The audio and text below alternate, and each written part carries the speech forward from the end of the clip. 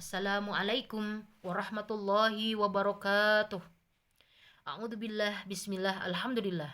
Wassalatu wassalamu ala rasulillah wa ala alihi wa sahbihi wa mawalah wa man tabi'ahu bihsanin ila yaumil qiyamah. Amma ba'du. Puji dan syukur marilah kita panjatkan kehadirat Allah yang Maha Ghafur. Salawat beserta salam mudah-mudahan tetap terlimpahkan kepada junjungan alam Nabiyana wa Habibana Muhammad sallallahu alaihi wasallam. Tak lupa kepada keluarganya, para sahabatnya, tabiin tabiatnya, dan mudah-mudahan sampai kepada kita selaku umatnya. Amin. Ya Allah, ya Rabbal Alamin. Nama saya Nani Sri Wahyuni, peserta nyantri keren dari PAC Sukasari, Sumedang. Saya sangat bersyukur dan bangga atas adanya kegiatan ini karena bisa menambah wawasan saya dan bisa menambah semangat saya untuk berdakwah. Nyantri keren, nyantri tiada henti, berdakwah dengan ramah. Pada video kali ini saya akan mengangkat satu materi yang disampaikan oleh pemateri yaitu Kiai Haji Ade Aam dalam kajian kitab Uqudul Ijen. Kitab Uqudul Ijen pengarangnya adalah Syekh Nawawi Al-Jawi Al-Bantani. Beliau seorang ulama besar yang berasal dari Pulau Jawa.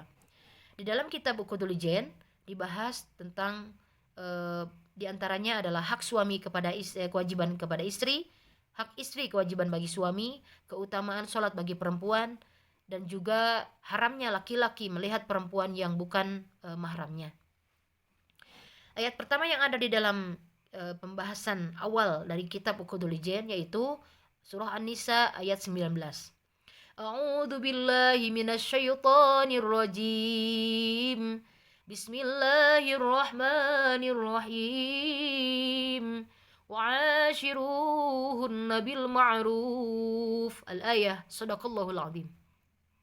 Yang artinya, dan pergaulilah mereka, istri-istrimu, dengan baik. Di dalam ayat ini terdapat kata ma'ruf. Apabila diterjemahkan ke dalam bahasa Indonesia, ma'ruf itu artinya sama dengan khair. Namun, sebenarnya ada perbedaan yang mendasar antara ma'ruf dengan khair.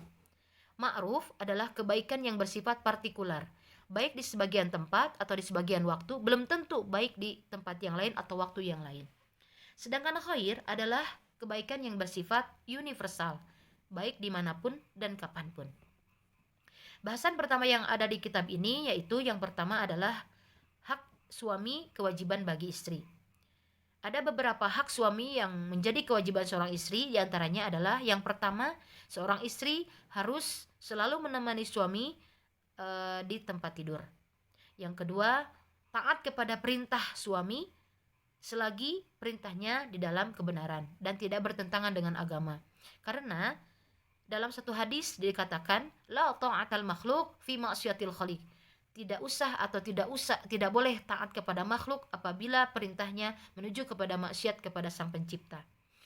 Yang ketiga yaitu istri harus bisa memberikan pelayanan yang baik kepada suami.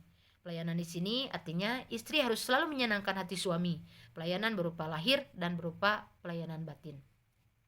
Yang keempat, istri tidak boleh keluar tanpa izin suami walaupun itu untuk bekerja.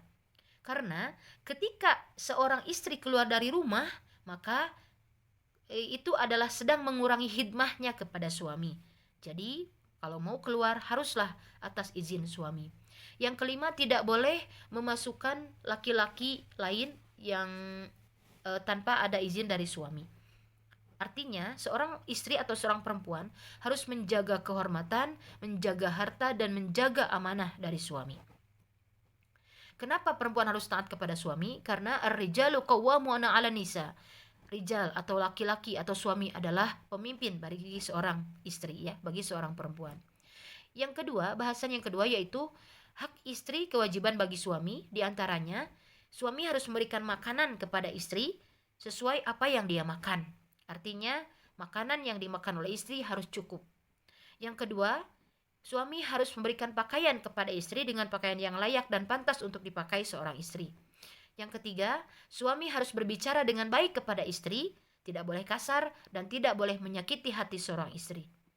Yang keempat, tidak boleh memukul bagian muka, bagian wajah. Apabila seorang istri membuat kesalahan, dalam artian istri itu sedang menusuz, maka suami Boleh memukul tetapi tidak boleh memukul bagian wajah. Boleh bagian lain dengan catatan tidak min ghairi mubarrah, tidak mencederai istri. Yang kelima, yang terakhir, ketika ada permasalahan di rumah tangga, tidak boleh membawanya keluar rumah. Kecuali sudah tidak ada lagi jalan keluar atau solusi yang bisa menyelesaikan permasalahan tersebut. Barulah mencari seseorang yang bisa membantu menyelesaikan masalah tersebut. Bahasan yang ketiga, keutamaan sholat bagi seorang perempuan, yaitu perempuan lebih utama sholat di rumah daripada di masjid. Makin dalam bagian rumah yang dipakai sholat, itu makin utama bagi perempuan. Beda lagi dengan laki-laki. Kalau laki-laki lebih utama di masjid. Apalagi di masjid awal waktu dan berjamaah, itu lebih utama lagi. Yang keempat, laki-laki haram melihat aurat perempuan. Sebagaimana di dalam kitab Safinatun Najah dikatakan bahwa ketika perempuan berada di depan laki-laki yang bukan mahramnya, auratnya adalah seluruh bagian tubuhnya tanpa terkecuali. Tetapi ada beberapa hal yang boleh memperbolehkan laki-laki melihat bagian dari bagian dari perempuan yang biasa terlihat, yaitu ketika bertolabul ilmi, yang kedua ketika bermuamalah, yang ketiga ketika ada dalam pemeriksaan dokter, yang mana keadaan atau situasinya tidak memungkinkan untuk mencari dokter perempuan. Mungkin itu saja yang bisa saya sampaikan dalam materi kali ini. Mohon maaf bila ada kesalahan. Wabillahi taufiq wal hidayah. Wassalamualaikum warahmatullahi wabarakatuh.